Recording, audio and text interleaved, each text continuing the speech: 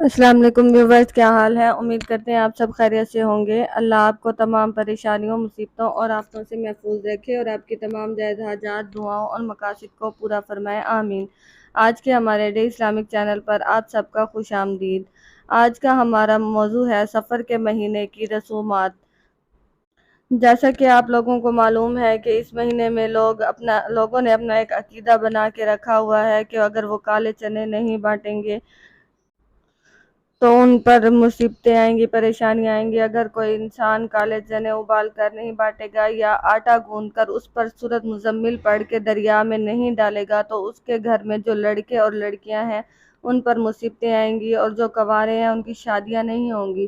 سفر کے مہینے میں کثرت سے دیکھتے ہیں کہ لوگ کالے چنے ابال کر پھر اس کو بچوں میں بانٹتے ہیں، اور اسی طرح آٹا گوندھ کر اس کے چھوٹے چھوٹے پیڑے بنا کر سورۃ مزمل کی تلاوت کرتے ہیں اور پھر ان کو دریا میں ڈال دیتے ہیں۔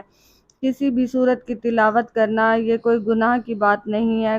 سورۃ مزمل ہے یا سورۃ رحمان ہے یا سورۃ یاسین ہے، کوئی بھی سورت آپ پڑھ سکتے ہیں، یہ کوئی غلط بات نہیں ہے۔ اور اپنی پریشانیاں اور مصیبتوں کا حل قرآن مجید سے ڈھونڈنا یہ تو سب سے افضل بات ہے۔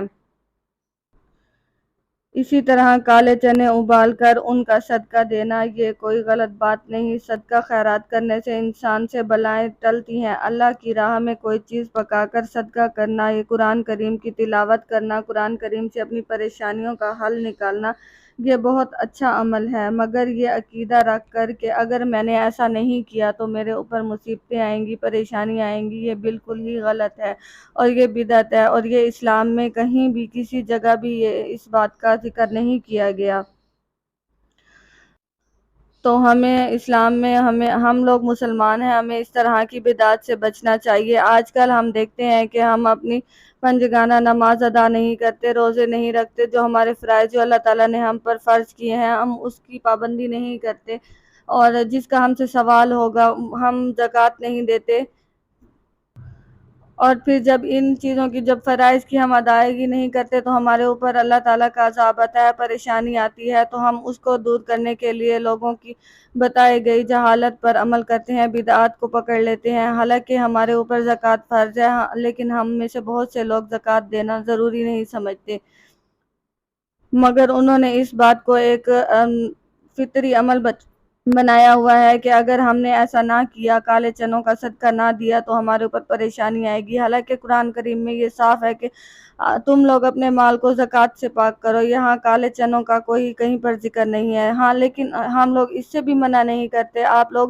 صدقہ خیرات کریں، آپ لوگ بے شک جب بھی آپ کا دل کرے آپ پکا کر کالے چنے ابال کر آپ صدقہ کر سکتے ہیں۔ اللہ تعالیٰ کا بھی صدقہ کرنا پسندیدہ عمل ہے، مگر اس کو ایک رسم سمجھ لینا اور ایک اپنا عقیدہ بنا لینا کہ ایسا نہ کرنے پر ہمارے اوپر پریشانی آئیں گی، یہ ہو جائے گا، وہ ہو جائے گا، یہ سراسر غلط ہے۔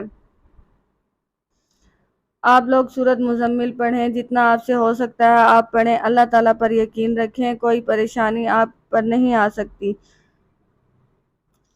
صرف اللہ تعالیٰ پر اپنا یقین کامل رکھیں اور جو فرائض ہیں ان کی ادائیگی کریں۔ باقی آپ کو اس بات سے منع نہیں کیا گیا کہ آپ کالے چنے ابال کر اس کا صدقہ خیرات نہ کریں، آپ لوگ بالکل کریں اس کا صدقہ خیرات، لیکن اس کو ایک اپنا عقیدہ نہ بنائیں۔ عقیدہ بنانے سے اللہ تعالیٰ پر توکل ختم ہو جاتا ہے۔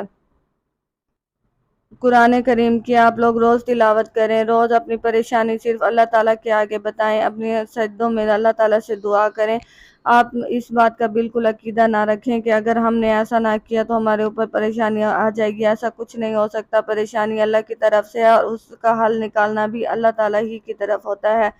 اللہ تعالیٰ ہی اس کو دور کرنے والا ہے، اور وہ جس طرح چاہے اس کو دور کر سکتا ہے۔ ہو سکتا ہے وہ ہماری آزمائش ہو اور ہمیں اس پر صبر کرنا چاہیے اور اللہ تعالیٰ سے دعا مانگنی چاہیے۔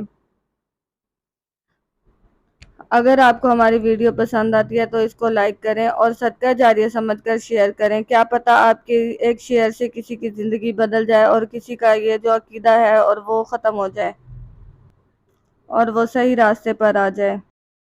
اللہ پاک ہم سب کو قرآن و حدیث پر عمل کرنے والا بنائے اور ہمیں سیدھے راستے پر چلنے والا بنائے۔